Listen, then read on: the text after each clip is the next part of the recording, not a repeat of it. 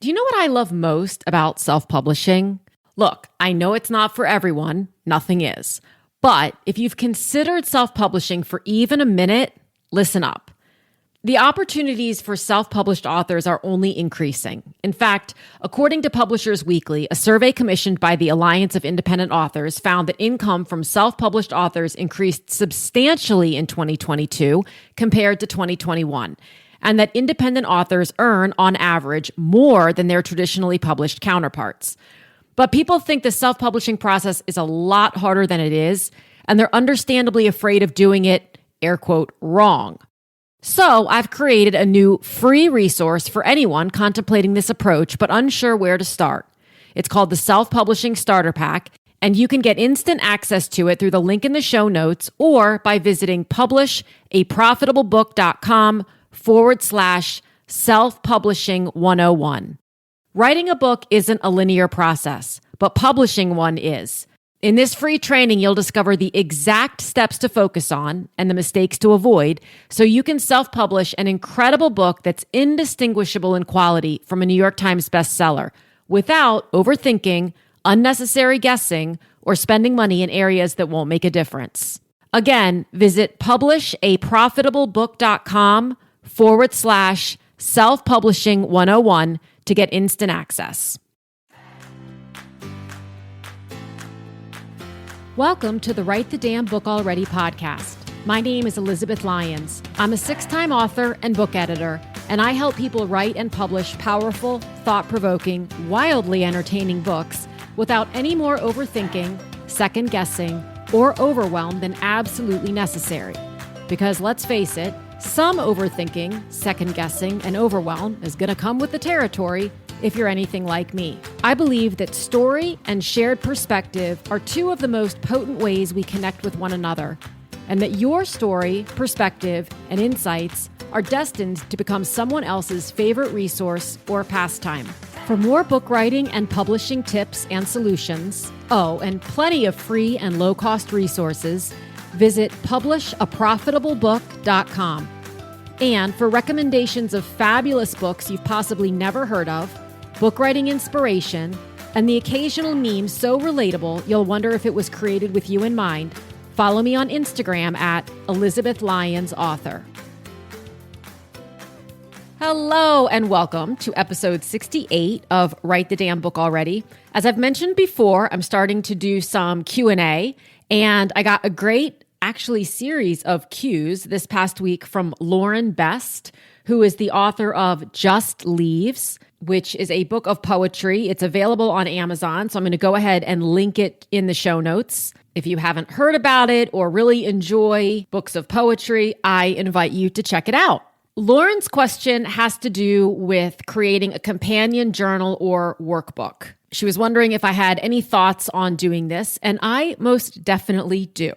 Most of my authors, especially those who are writing books that are intended to help people with what they help people with on the day-to-day, so therapists, life coaches, nutrition coaches, like all those sorts of things, have almost across the board asked about creating some sort of a companion journal or workbook.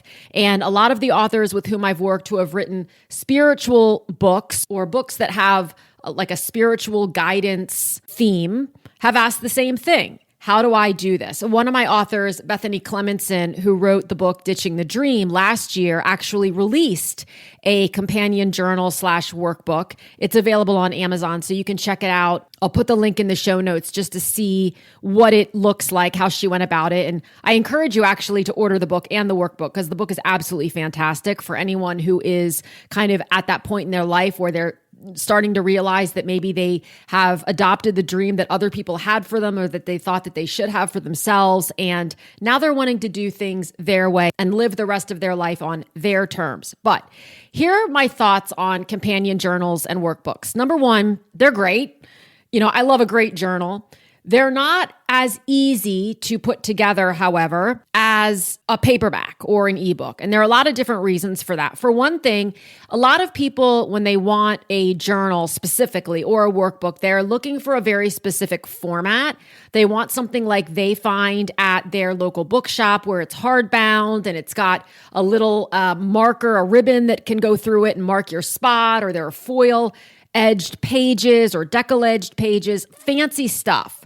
That is where you're getting into pretty expensive territory, because something like Amazon Print on Demand or Ingram Spark Print on Demand cannot print at that level on demand. It has to be an offset print run, which you would need to do either via an offset printer here in the States, or in many cases, people take those overseas because the cost is significantly better even after shipping back into the States. So that's kind of at the highest possible end. You'd need to order a large quantity in order to make it worth your while to be able to make a decent profit on each individual sale.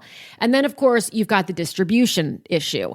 So if you don't have a ready, eager audience, and a big one at that, you're dealing with having to ship them all to you and then ship them out, which of course comes with a shipping cost. So are you going to charge that to your consumer, to your reader, or are you going to bake it into the price? There are a lot of different ways to go about it, but either way, the labor associated with it is pretty big. And so for most people who end up going that route, it's because they have a very big and engaged audience, and they also have help.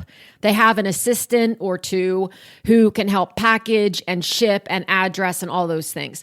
Obviously, yes, you can also get an Amazon FBA account fulfilled by Amazon, and you can pay your $40 or whatever it is now a month to have that account. You ship all the books to Amazon and they ship them for you, but that's obviously an extra fee, and then you're charged in any case, you're charged with having to market the thing. Which sort of leads me to my next thought about journals and workbooks. If you do not have a ready-made audience for a journal and or a workbook, and your actual book is not selling as well as you would like, the solution is not to create a companion guide. It's a very similar train of thought to, well, my ebook/paperback isn't selling as well as I wish it would, so the solution is to create an audiobook. That is not the solution. You will have just as much trouble with the audio, with that next thing that you create, getting it out there as you did with the first two. So a companion journal, really, the name is almost ironic because it should be as a companion to something that's already doing well, however you define well. Now, one thing that's tricky whenever you decide to get into the world of creating this is that when you create such a thing on print on demand, if you say, I'm not going to go with the offset option, I'm going to bypass that, it's too expensive, it's too laborious, or all of the above, I just want to create something that can be print on demand, let's say through Amazon. One thing that you have to remember is Amazon can only do perfect bound, which is the type of binding where the pages are glued into the spine. There's no spiral bound. There is hardback, but it's still kind of that. It's not perfect bound, but everything is still glued into the interior. So you don't have quite the same feeling as you get from many journals that allow them to lay flat. You're just not going to have that.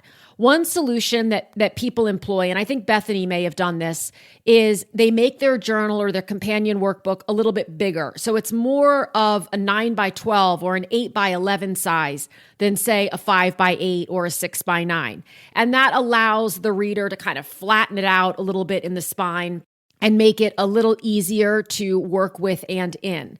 If the user is expected to do a lot of writing in the book, I heavily recommend that you do an unlined workbook or journal. If you have prompts at the top of the page, or you have a prompt at the top and a prompt at the middle, and you just leave space for them to write. Historically, when we create lines, even if we do it in a print-ready PDF and we upload those to KDP for print, they don't end up coming out well. There are just these little glitches that happen in the printing, and it doesn't look good. The other thing is everyone writes differently. Some people like to sketch or doodle as opposed to actually write. So my personal opinion, and maybe this is just because I am a big fan of blank journals, because I want to be able to write how I write. I don't want to be restricted based on having lines. And I think in our brain, when we're thinking about creating a journal, we think, okay, let's have lines where they can write their answers or their thoughts. But for most of us, when we're participating with a journal or a workbook, we don't need those. They tend to be distracting and limiting. So I say remove those across the board. Unless you're doing them with an offset printer, you are completely married to the idea of having lines, and you can guarantee, or the printer can guarantee, that they will look crisp and be able to flow well throughout the entire, all the material. Here's sort of a new approach that I've been toying with, and I've seen a lot of other people toying with when it comes to workbooks and journals. And that is, instead of printing them and having them for sale through Amazon or on your own as really a separate product, because that's what it is, create a digital journal or a digital workbook. And there are a couple different ways you can do this. I mean, obviously, if you've been listening to me for a while, you know I'm completely obsessed with Canva. And if Canva goes anywhere, I am completely hosed. But you can create a digital journal that the user can then print.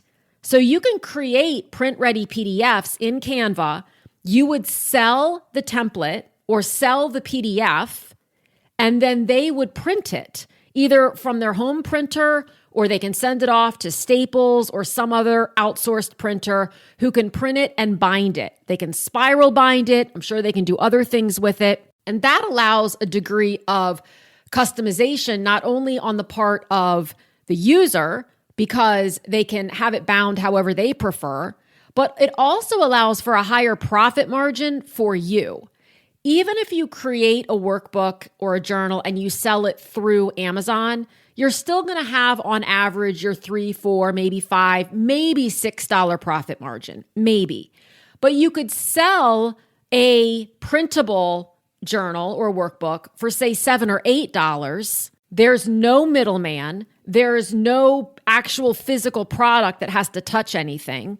And then once they purchase that for, $7 or $8, they get to decide, well, I can print it out on my home computer for free, or I can have it bound however I want at my local printer. Going off of that, another option is to create a template. And I've done this recently, actually. I've got my podcast planners for 2024 for authors and book lovers who are also podcast hosts. There is a planner there's one that's printable, and that one is customizable. So it's actually a template. It is not a template that people can buy and then resell, but it is a template that they can buy and customize. If they don't like the colors of it, they can change the colors, they can change the fonts, they can change out the order of it, they can change out questions, or if they want to chart their podcast success, air quotes around success, in a particular way, they can change out the metrics. Like, they can really customize it for them and then print it or have it printed.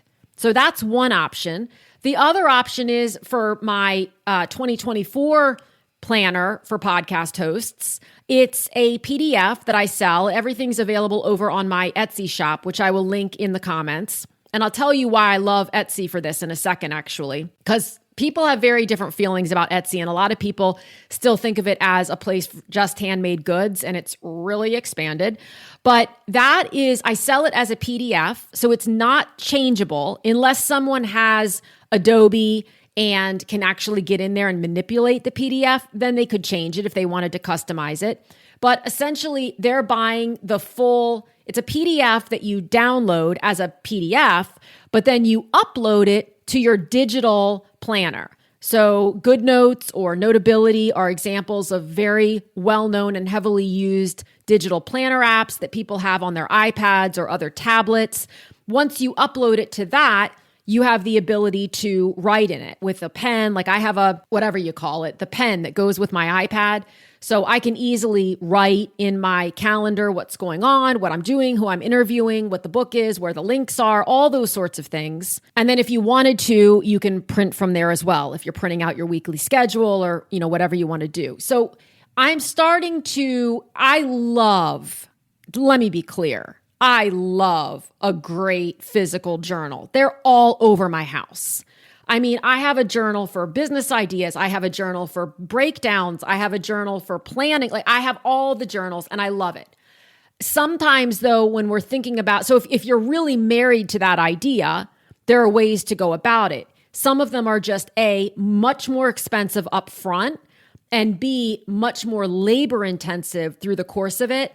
And I just don't want anyone to think that the magic bullet, because there aren't any, that's my firm belief, is, oh, well, if I put a journal or a companion workbook with it, now all of a sudden it's going to sell better, or this is going to get the attention, because I don't believe that that's the case. So those are some of my ideas on companion journals and workbooks. And when it comes to Etsy, something that I learned recently was all states are different when it comes to collecting sales tax on digital products.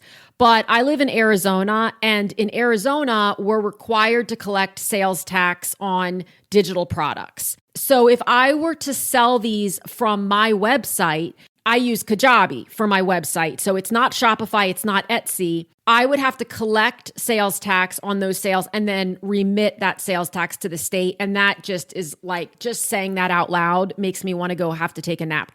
Both Etsy and Shopify, if you have been looking into Shopify at all, both of those sites do that remittance for you. They actually will charge whatever needs to be charged based on the state you live in, based on the state your customer lives in, and then they will remit that. They are basically paying the tax for them. Like they're charging the customer the tax and then paying it. So the tax payment is coming to Arizona from Etsy, not from me, and just takes that away. So that made the decision very easy for me to just put my digital products up in my Etsy shop with my author apparel and such things, as opposed to selling them right off my website. I have links on my website that take people to my Etsy shop, but I'm not actually doing the selling on my website. And there are other things that come into play. There are certain states where you have to sell, it's called Nexus. You have to sell a certain amount of digital products, a certain dollar amount before the sales tax kicks in.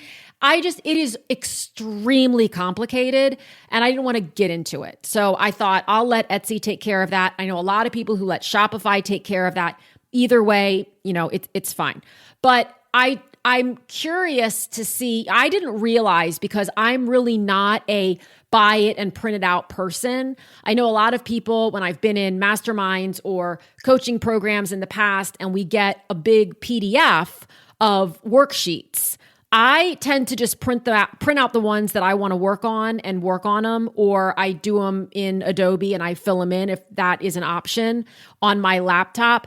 I know a lot of people, I've been incredibly surprised over the years by how many people send that PDF file to Staples or someplace similar and have it bound and they just work through it. So even though that's not necessarily my practice, it is the practice of a lot of people. Same holds true with digital calendars, which I never thought I would be into. Digital planners. I'm a very much paper and pen girl still when it comes to planning. Post-it notes are everywhere.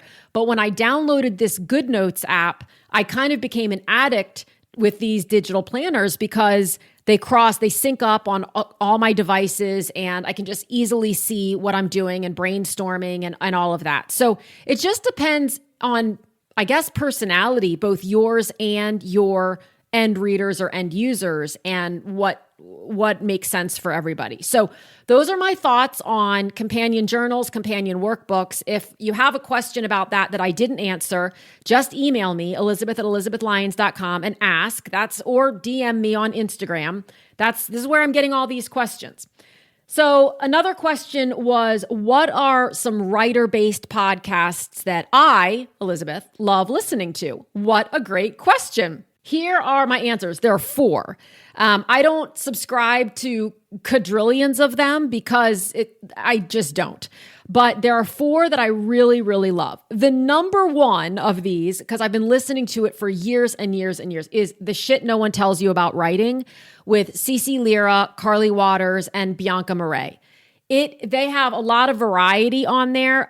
They do a lot of query. I can't remember right now what they call them, but people submit their query letters and they critique the query letters. So they let everyone know, including the person who wrote it, what works for them as an agent. And they're very clear about, look, this is me as an agent. This is not me saying across the board, this won't work for another prospective agent. But they really help to shed light on the way a query letter needs to be structured, when it's getting too wordy, what people are including that isn't necessary, what people aren't including that is necessary, all those sorts of things. And then they also, for people where they have requested the first 5 pages or people have submitted the first 5 pages, they'll give a critique of that too, which I think is just great. The podcast is really an incredible wealth of information, and each of those individuals is great to follow on social media because they all do the same thing but different things, and they have different perspectives. And it's fun actually to listen to the podcast and to listen to 2 different agents have 2 completely different reactions to a query or to the first 5 pages of a manuscript. That's actually fun because it just is a reminder that there's no right way or wrong way. It's just you're looking, if you're in the market for an agent, you're looking for the agent who best is attracted to what you're doing and vice versa, right? Where you guys just get along well and have the same viewpoint on where this book is going and what you want it to do. So that's my first one. The second one that I really like is called Helping Writers Become Authors. It's got a lot of really great information. I find that it's kind of bite-sized. It's not overwhelming. The third is called On Writing, and that's actually by the East Coast Division of Writers Guild of America. I don't want to say it's a little more academic because that's not true, but it's a little more industry specific, which I enjoy and appreciate. And the fourth one is The Creative Pen, which is hosted by Joanna Penn, who is an incredibly prolific author. She's written not only her own books, but she's written a large number of books about writing and publishing and marketing books. That podcast I appreciate and enjoy because it's self-publishing specific. That's what Joanna's done all of her career. She's incredibly ingratiated in the world of self-publishing, in the world of writers, all of it. So she gives a really well-rounded perspective and thoughts on all the latest happenings in the publishing world, but very specific to the self-publishing world. The other thing I want to say about podcasts, though, is that there are 2 podcasts specifically. I'm a big believer that a lot of the writing happens when we're not writing. So when we're driving, when we're in the shower, when we're gardening, when we're taking out the trash, when we're at a soccer game for our kids, that this is when the ideas tend to come because we're not forcing them. And so the same is true about podcasts. There are certain podcasts that I listen to that are not about the art or the craft of writing per se, or the industry of publishing, but they spark thoughts in me and they spark ideas and they honestly get my butt in the chair more often than not. The first one, I thought so many people would have heard of this. It was just ranked one of the top 10 new, best, most hilarious. I mean, almost in every category, it feels like podcasts of the year, but I'm still surprised that people haven't heard of it. And it's Wiser Than Me. It's hosted by Julia Louis-Dreyfus from Seinfeld fame, Elaine. And she interviews predominantly, I think it's all women so far, but who are older than she is. So there was Jane Fonda was first, I believe, Isabel Allende. It is, and I love the Isabel Allende because she's an author and I've been reading her for years. And it was really just so fun to hear her personality and her journey as an author. So I love that podcast. Have a listen if you haven't already. And the other, which has nothing to do with writing, and I can almost guarantee you've heard of it, but if you haven't, I'm going to be so thrilled to introduce you to it, is Smartless. Smartless is hosted by Jason Bateman, Sean Hayes, and Will Arnett. And honestly, the 3 of them are hysterical, of course, but when they bring in their different people, and it's just all kinds of different people they bring on as guests. I don't know why, but between laughing and laughing, there are these little insights that get dropped. I don't even think it's intentional, but they just speak to me and it'll spark something. Either it's something I've wanted to talk about, or it's an idea for dialogue or for a character or for I don't know, where something's going to happen or a quote. Like, I don't even know. It does it every single time. So if you haven't checked out Wiser Than Me and or Smart List, I'm going to drop those in the show notes as well so that you can check those out and subscribe. So that wraps up this week's Q&A. Again, feel free to send any and all of your questions over via email or Instagram. Next week, we'll be back to author interviews at least for a week or two. But I love this side of the podcast because some of your questions get me thinking about my answers to your questions. So thanks so much for listening, and I will talk to you again next week. Thank you so much for tuning in. If you enjoyed this episode, this is your friendly reminder to follow or subscribe, leave a quick review, and share it with someone you know has a great story or message, but isn't sure what to do next. Also, remember to check out publishaprofitablebook.com for book writing resources and tips, and to see all the ways we can work together to get your book out into the world. Again, thanks so much for listening, and I'll talk with you again soon.